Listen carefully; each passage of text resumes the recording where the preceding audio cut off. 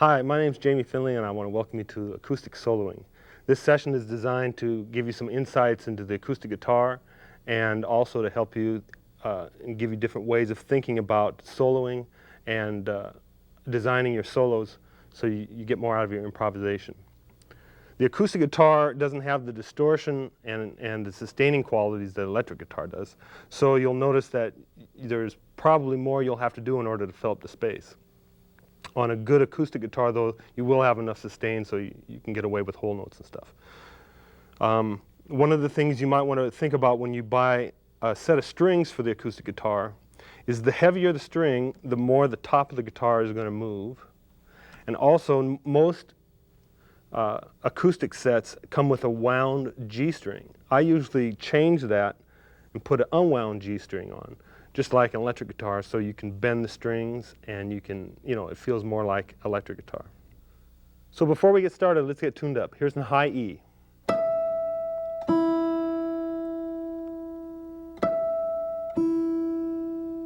And here's a B.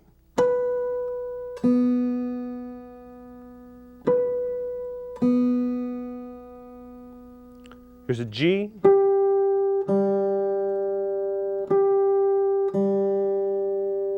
Here comes D.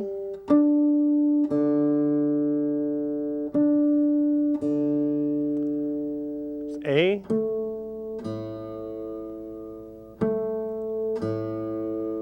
And low E.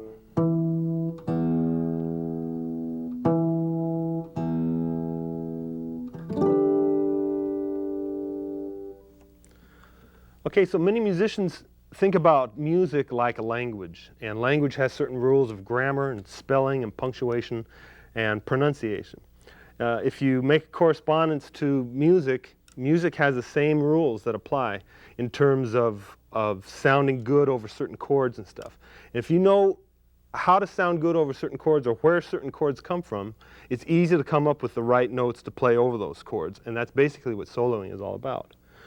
In music, the most common scale is the major scale. It sounds like this.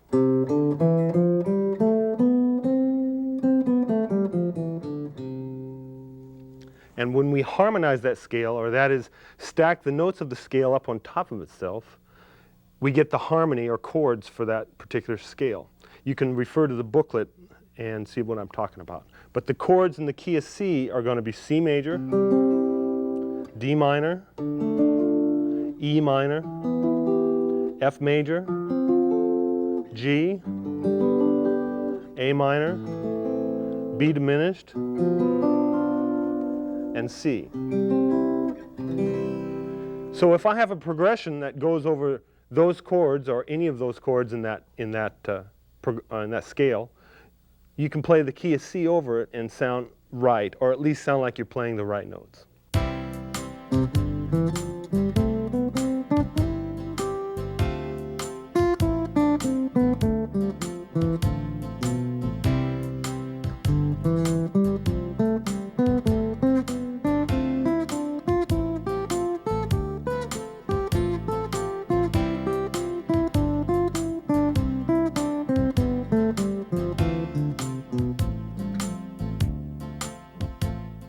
So that's a little two-chord progression, both chords coming from the key of C. First one is a C major, and the second one is a D minor 7.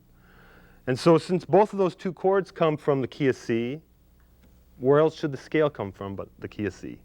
So all I did was play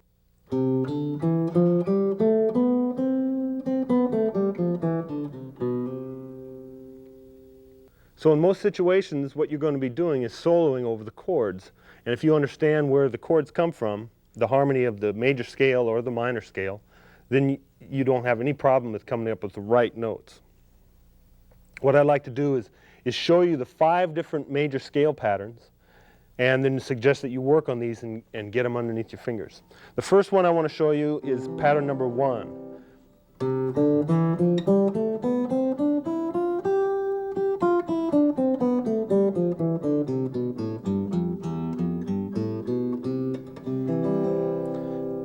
So that's the one with the open strings.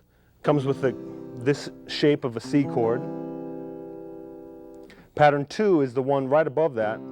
It's this shape of a C chord, the same shape as A. So I like to call it either pattern 2 or the A shape pattern.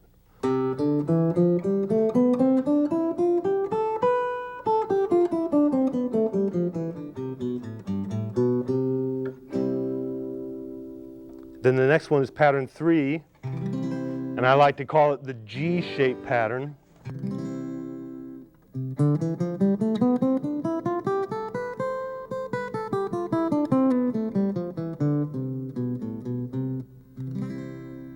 And then the next shape is pattern 4.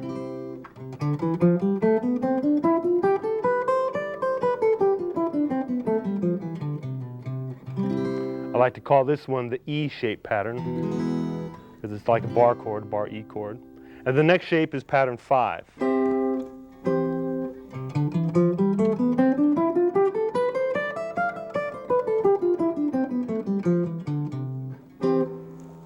And I call that the D shape pattern because it looks like that D chord.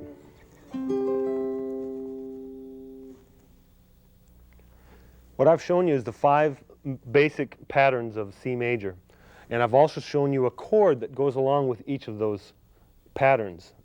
When you practice the patterns, I want to recommend that you play the chord, then the pattern,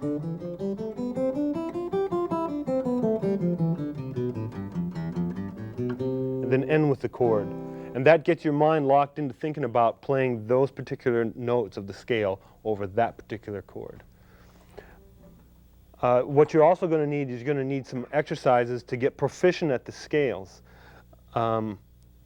They vary in intervals, diatonic intervals, or scale sequences. I'm going to just show you a couple.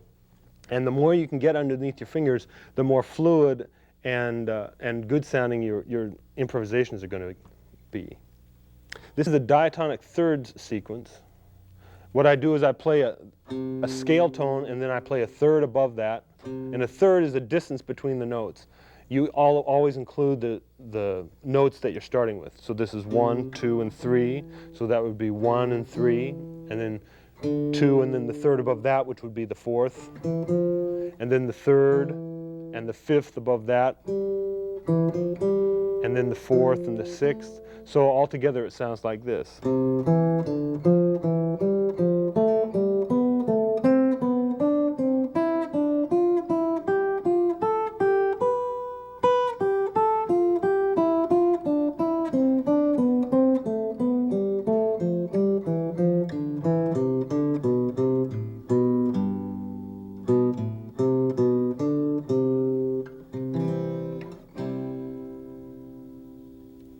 Here's a group of 4 sequence.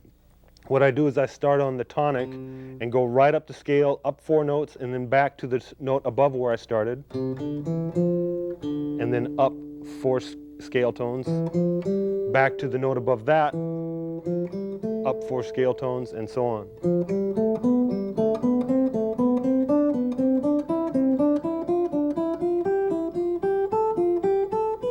And then I reverse.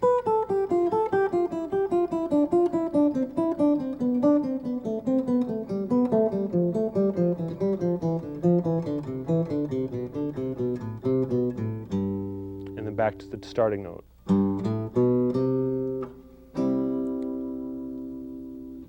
You want to get these patterns and these sequences and interval studies in all the different patterns so you have a lot to say.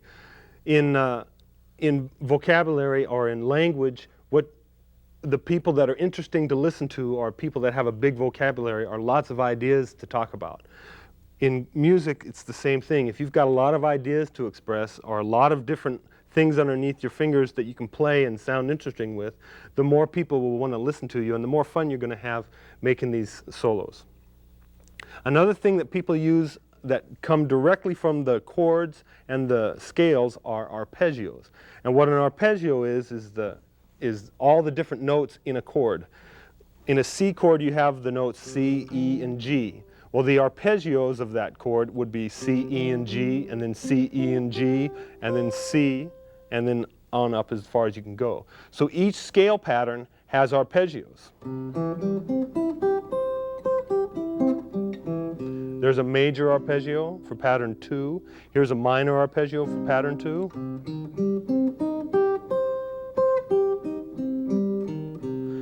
And those arpeggios fit the chords exactly. In fact, you can get away with soloing without even any accompanying just by using arpeggios. Let me show you what I mean. Here's a progression of a 1 chord in C, then a 6 chord made dominant, an A7, and a D minor 7, and a G7. And I'll just use arpeggios with no accompaniment, and you'll hear the changes.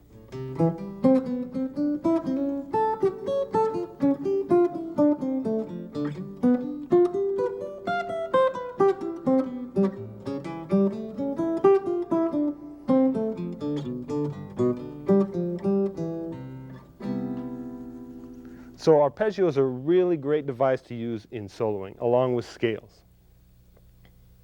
I want to show you guys some ideas about connecting your arpeggios and playing them and practicing them, coming up with some good devices for that. You should be able to get all of your arpeggios in all of your patterns. And when you harmonize the scale, you need 3 different triad arpeggios. That's a major triad, which is found on the 1 chord and the 4 chord and the 5 chord. A minor triad arpeggio, which would be found on the 2 chord, the 3 chord, and the 6 chord. And occasionally you might want a diminished triad, one of those weird sounding chords like that. And those would be the triad arpeggios that you want to get.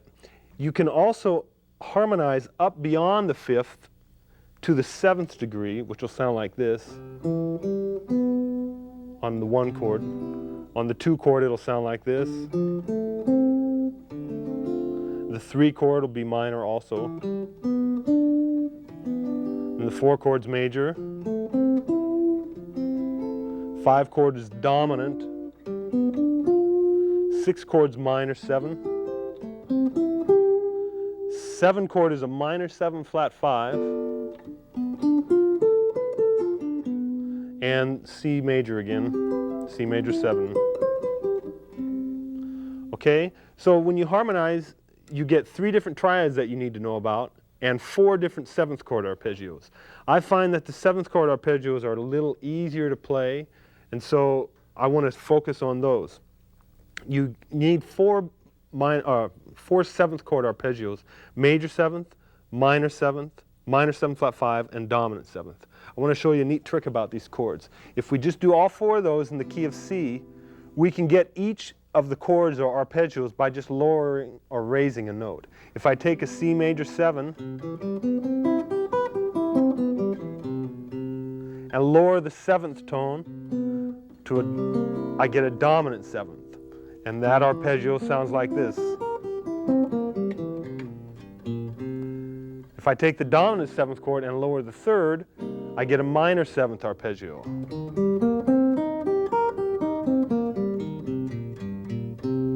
If I take the minor 7th arpeggio and flatten the 5th, I get the minor 7 flat 5 arpeggio.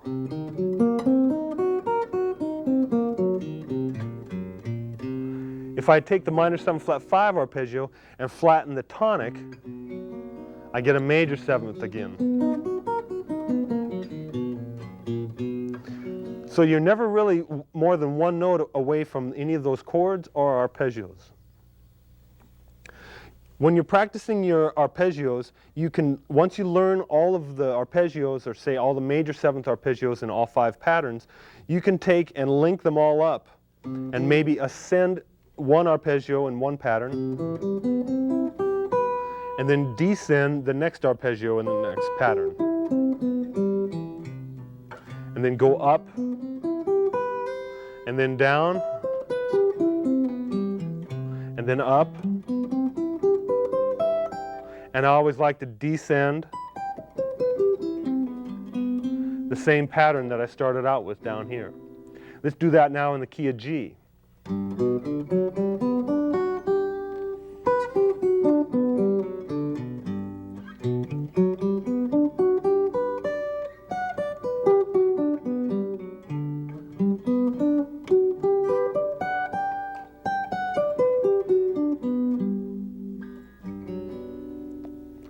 How about one in minor? We'll do minor 7 in the key of D minor.